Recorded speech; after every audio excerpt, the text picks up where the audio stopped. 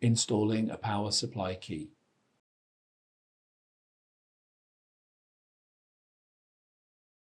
Align the power supply key with the power supply bay and slide it in.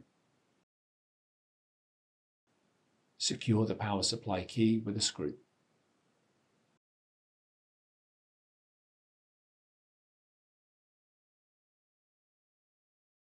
Reinstall the power backplane.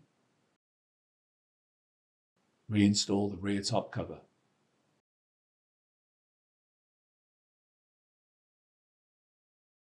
Reinstall the front top cover.